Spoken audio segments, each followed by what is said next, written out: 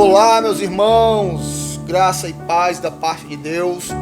Eu sou o pastor Gilberto Nogueira e estamos dando início a mais um quadro do nosso canal, Na Sala com o Pastor. E hoje nós temos duas pessoas aqui importantíssimas e com uma história fascinante. Eu me chamo Francisco José, conhecido como Zeca. E eu me chamo Tiara Benício, formando em Psicologia e Codependente. Nós vamos ver o testemunho do Zeca nesse processo de uso abusivo e compulsivo de drogas e como se deu o seu processo de restauração. E a Tiara, como uma profissional da área, ela vai estar falando sobre a importância da família no meio do processo. Tá certo? Vamos lá? Zeca, como tudo começou? Na verdade, tudo começou com curiosidade e influência, porque na verdade eu tenho uma família estruturada, nenhum dos meus, tenho 9 irmãos, o pai e a mãe sempre deram exemplo, sempre foram exemplares, não só meus pais como meus irmãos, mas mesmo assim, por conta disso, através de amizades, veio a curiosidade, e por conta disso eu entrei na droga. Isso quando eu tinha 14 anos. Qual a gravidade disso, Zeca?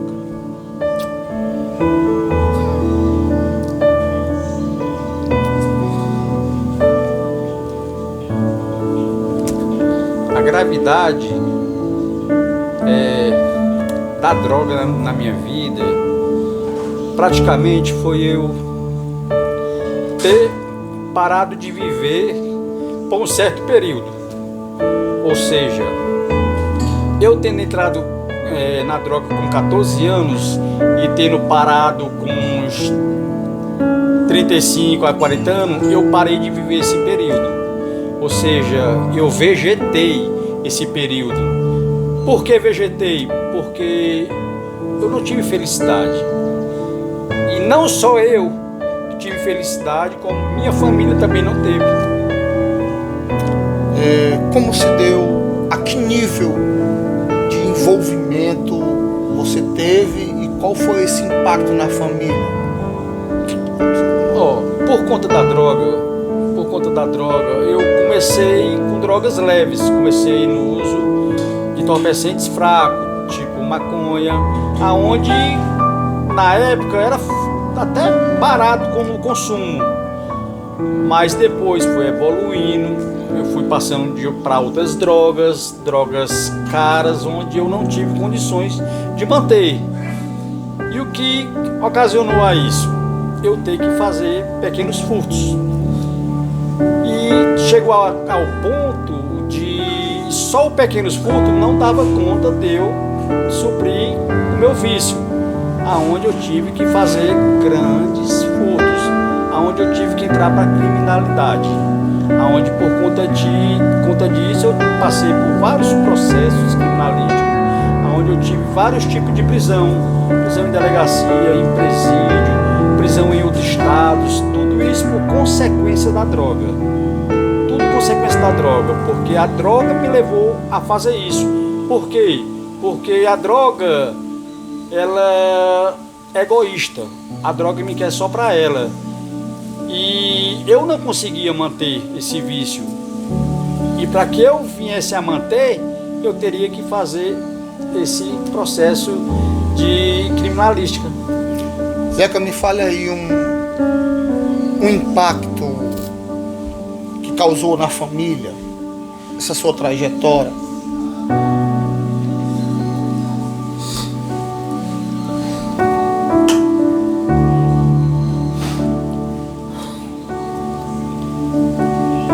São inúmeros impactos, inúmeros, mas o mais chocante que há pouco tempo foi que eu vim me perdoar, há pouco tempo, mas a lembrança do fato me faz me emocionar. Por quê? Porque por conta da droga eu perdi um filho. Como assim? eu tive um relacionamento antes do meu casamento. Eu sou casado há 23 anos. Mas antes do meu casamento, eu tive um relacionamento aonde eu tive um filho. Aonde a pessoa saiu grávida, por conta disso nós tivemos um filho. Aonde foi uma duração pouca. E esse menino ficou com ela. Eu era jovem, isso está há muito tempo atrás. E eu não criei responsabilidade com a criança. E veio ao convívio dela, e ela foi criando. Alguns dias ele vinha, passava 1, 2 dias comigo, passava o final de semana, e isso o tempo foi passando. E esse tempo passando, eu na minha vida errada, eu dando mau exemplo, eu fazendo tudo aquilo que um pai não deveria fazer. E tudo isso, meu filho foi crescendo vendo isso, vendo eu fazer essas coisas erradas. E para ele, eu era pai dele, eu era o herói dele. Ele se espelhava em mim. E eu não estava dando conta disso. Ao ponto de quando ele completar 18 anos, eu estava em uma favela. Quando eu liguei para minha mãe, eu soube que ele tinha sido preso. Para mim, foi uma surpresa. Por quê? Porque até então não sabia que ele estava se envolvendo. Aí eu, mãe, preso, Micael? Foi, Zé, que ele foi preso, foi pego fazendo assalto. Eu, foi mesmo? Foi. Tudo bem, ele foi solto. E para mim não foi tão chocante, porque eu pensei que ele era só uma coisa que já iria passar.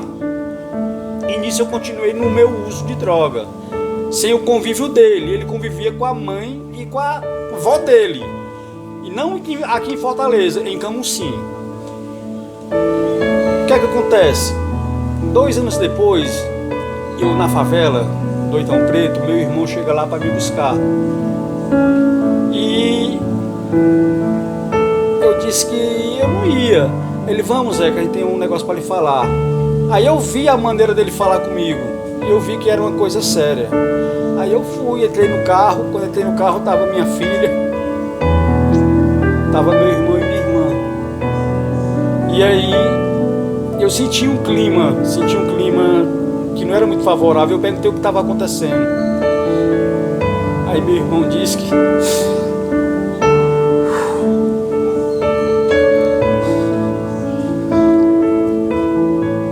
mataram o Micael. O Micael era meu filho. E eu não acreditei. Eu fiquei sem acreditar. Por quê? Porque eu não via ele nessa vida. Apesar de eu ter vivido essa vida, eu não via ele nessa vida. E nesse mesmo dia era o velório dele. Eu não fui pro velório dele. Toda a minha família foi. Eu não fui, porque eu não queria ter aquela imagem do Micael. Eu queria estar na mente o Micael que eu conheci. O Micael puro, o Micael que não fazia crime, o Micael que não usava droga. E o pior, o mais pesado, foi uns 6 dias depois. A mãe dele liga pra mim. Aí eu, oi, Tabata, o que foi? Eu tenho uma coisa pra te dizer. E o que foi? Sabia que o Micael sempre dizia que queria ser igual a você?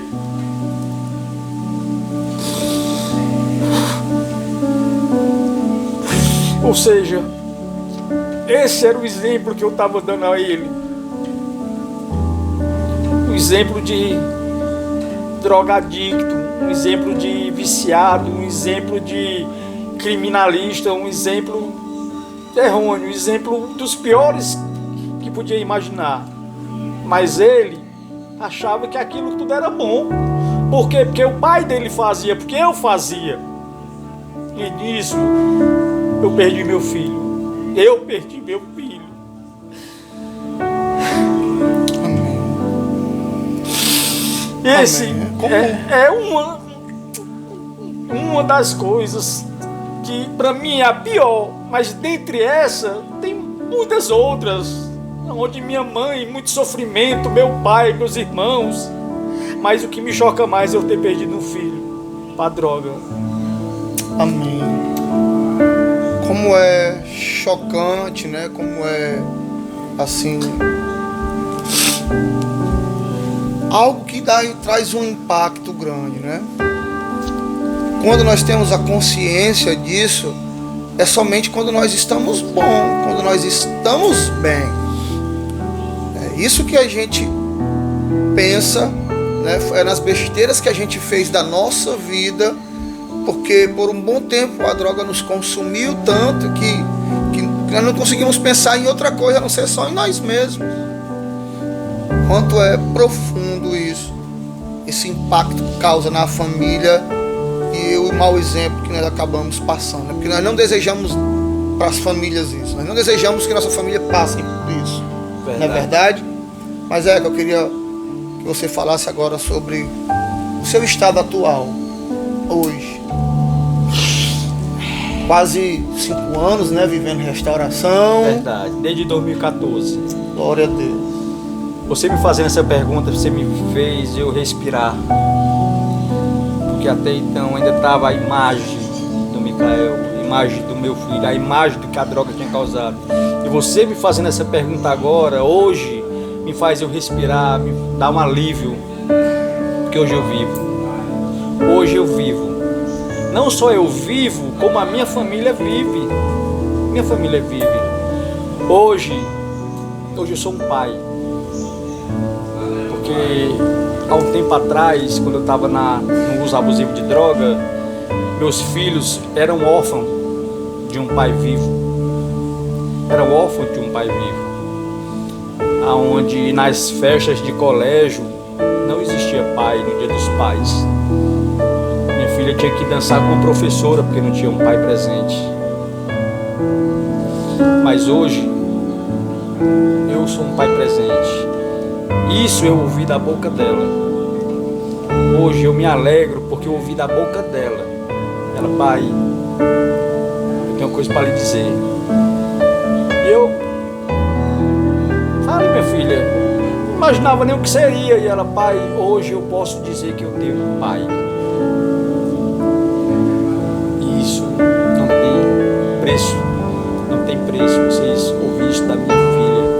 Não tem preço. E o meu filho que não tinha sentimento de filho comigo, hoje ele diz, pai, o senhor não só é meu pai, como o senhor também é meu amigo. O que te fez pedir ajuda, Zé? O que te fez correr para o processo de restauração? O que aconteceu para que você desse o passo inicial para essa nova vida, para esse novo processo? Eu venho lutando porque na verdade, embora eu estava no uso abusivo, não é 24 horas que eu estava fora da sobriedade, ou seja, vinha aquela vista que eu tinha, né, que eu estava causando sofrimento na minha família, mas eu não pedi ajuda por muito tempo, eu me rendi à droga, mas eu via que ainda tinha tempo, eu via que ainda dava tempo, eu via que ainda eu podia fazer minha família feliz, que eu ainda podia tirar um sorriso da minha mãe. E por conta disso, foi pedida ajuda para que eu pudesse ter tudo isso. E graças a Deus hoje eu tenho tudo isso. Graças a Deus hoje eu tenho uma mãe que, se eu passar um dia sem ligar, ela sente a falta, e quando eu ligo, ela só não me abraça pelo telefone porque não dá. E eu não ligo ou não passo na minha mãe sem dar bênção. Hoje a minha mãe é uma felicidade, eu e ela. Hoje eu sou um filho. Jeca, pra gente encerrar, diga pessoas que foram importantes nesse teu novo processo. Qualquer pessoa te falar quem foi importante nesse processo, como você chegou na casa de reabilitação. Minha família, super importante na minha vida, porque não desistiu de mim. Amém. Não desistiu de mim, embora eu estivesse na favela, minha família sempre ia lá para trás de mim para me resgatar, sempre ia dar uma palavra, sempre ia me buscar. minha família foi de suma importância. Minha esposa já foi na favela várias vezes me buscar. Meus filhos foram me buscar. Minha irmã, meu irmão, por várias vezes foram me buscar na favela. E pela insistência dele, pelo amor dele, por eles não desistir, hoje eu estou aqui. Hoje eu estou aqui. E não só minha família, porque minha família fez a parte deles de me levar para a comunidade. Mas na comunidade também foi feito muitas amizades. E esse meu pastor, ele já me acompanha desde 2014. Desde 2014, quando eu tive essa internação, esse processo de vida, ele me acompanha. E ele me ajuda muito a que eu possa dar continuidade a essa caminhada. E eu sou muito grato a Deus pela oportunidade que Ele me deu de vida. Sou muito grato à minha família, minha esposa, meus filhos, meus irmãos, minha mãe, e sou muito grato ao meu pastor. Amém. Muito obrigado. Glória a Deus. Como é forte nós olharmos para uma história como essa. Não tem como não acreditar que Deus continua operando milagres, transformando uma vida que outrora para Ele mesmo não era nada. E hoje, um pai de família responsável, hoje ele ajuda a nossa comunidade, cuidando de outras pessoas, né? E sendo um pai presente, sendo um esposo responsável e sendo também um monitor, um coordenador aqui na nossa comunidade, com um dos maiores exemplos de vida. E agora eu vou passar para a nossa profissional, a Tiara, né? E qual a importância, Tiara, da família no processo do dependente químico?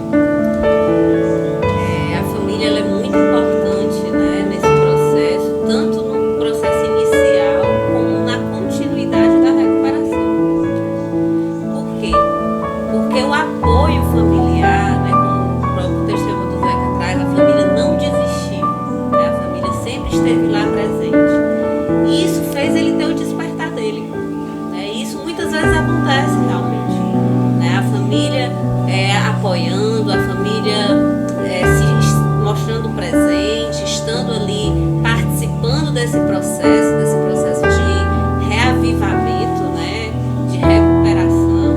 Isso faz com que o dependente químico se motive para o próprio tratamento, que ele não se veja sozinho nesse processo, né, que já é muito doloroso, né, ele já vem de um contexto, de uma história muito dolorosa.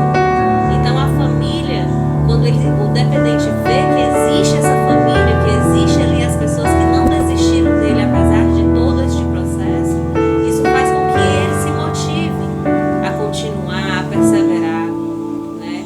Então a família tem esse papel, né? Legal. E a dependência química, ela também adoece a família, né? Isso também acontece. Interessante ouvir a Tiara falar sobre isso, porque a família ela é uma faca de dois gumes. Ela pode ajudar, como pode atrapalhar, né? E a Tiara frisou muito bem como a família pode ajudar, não desistindo. Mas existe também um fator em que a família pode atrapalhar, que é sendo boazinha demais, passando a mão na cabeça em tudo, né, Tiara? Isso, que aí já entra no processo do adoecimento, né? O da dependência química, né, a adicção dentro do contexto familiar, ele traz o adoecimento para esses familiares também, né, que é a codependência. Então, a codependência, ela faz com que aquele familiar não desista também, né, também esteja ali presente, porém de uma forma negativa, de uma forma que não ajuda. Como assim? Né? Ela traz uma questão de motivar e de reforçar o comportamento do adicto, né? O comportamento adoecido do dependente químico. Então é aquela família que é boazinha demais, é aquela família que passa a mão na cabeça, que está sempre acobertando, se sente culpada, né? Que traz essa culpa culpa, essa responsabilidade para si, né? É importante entender o processo do adoecimento do dependente químico, mas é importante também saber que a responsabilidade vem do dependente químico, né? E não da família. A família tem a responsabilidade dela no processo, mas as consequências também, a responsabilidade é do dependente. Então são duas coisas separadas. Esse processo de culpa, né, da família traz isso por processo. Sim, né? sim. Traz essa questão de estar sempre ali tentando resolver os problemas do dependente químico porque se sente culpado por esse processo. Sim, sim, é isso. Na realidade, a família ela erra por não conhecer a doença e também por não barrar isso logo cedo. Tem muitas famílias que erram em achar que é normal a pessoa estar se envolvendo, né?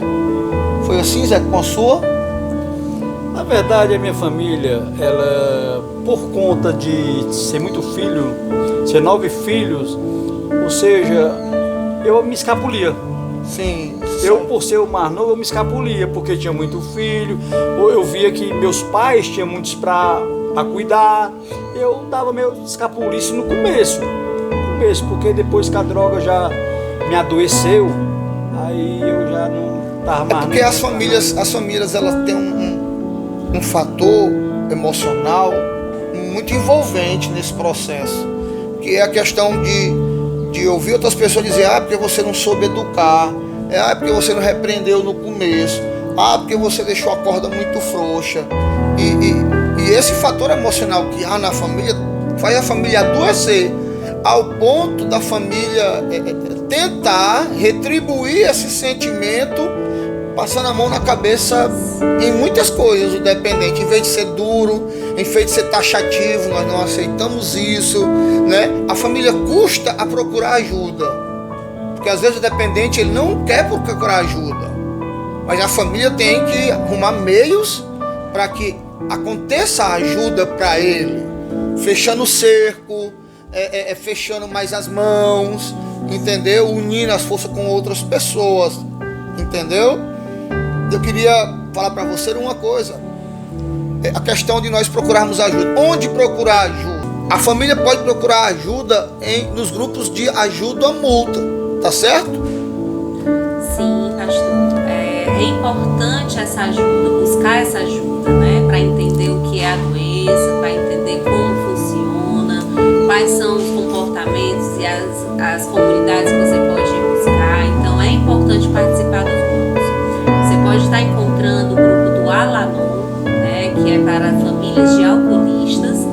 Tem o Nar-Anon, que é para familiares dependentes de outras drogas. A gente também pode indicar o CR, né, que é o Celebrando Restauração, que tem nas igrejas da IBC, na Comunidade das Nações. Temos também o Nova Vida, da Bola de Neve, né? Dentre outras igrejas que estão sempre dando esse suporte, trazendo essa ajuda para esses familiares de dependentes químicos e trazendo a informação. É importante buscar a informação, né, para que você possa ajudar o dependente da melhor maneira possível. Certo, ó. Só reforçando. Onde procurar ajuda? Al-Anon, você pode botar no Google que você vai encontrar um mais próximo da sua casa. As reuniões acontecem semanais. O Nar-Anon também, que é os familiares das pessoas que usam narcóticos. E o Amor Exigente. Em contrapartida, nós temos o Celebrando a Restauração funcionando todas as segundas-feiras lá no campus da Igreja Batista Central, tá certo? E também nós temos o Celebrando a Recuperação da Igreja Comunidade das Nações, que fica lá na Aldeota, né? E temos aqui também no Eusébio. Você bota no Google, procura isso aí que você vai encontrar. E onde procurar ajuda para o dependente químico? Pois é, você que é um dependente químico, você que ainda sofre, não perca mais tempo não espere perder mais não espere chegar ao ponto que chegou à minha vida, não. Não espere perder um filho, não. Peça ajuda à sua família, peça ajuda a uma CT, a uma comunidade terapêutica. Não perca mais tempo não, porque você não merece mais sofrer. Sua família não merece mais sofrer. Dê bons exemplos a partir de hoje. Peça ajuda em uma comunidade terapêutica. Vamos lá, gente. Agora eu quero agradecer a você, Francisco José, o nosso Zeca. Amém. Nosso monitor aqui da comunidade terapêutica Zion. Obrigado pelo seu testemunho. E quero dizer para você que hoje você é um exemplo para muitas pessoas. Amém. Principalmente eu tenho um orgulho de ter você como meu monitor e ter cuidado de você esse tempo todo, viu? Amém. Quero agradecer a Tiara, muito obrigado por esse tempo, pela sua disposição, compartilhar um pouco da sua experiência com a gente, tá certo? Vamos orar? Pai, nós te louvamos, Deus, porque nós sabemos que o Senhor é que é autor de tudo isso. O Senhor é que direcionou para que tudo isso acontecesse na vida do Zeca, na minha, na vida da Tiara. Nós só temos que te agradecer que vidas e famílias sejam alcançadas pelo poder que há no teu nome. Muito obrigado, em nome de Jesus. Amém. Amém.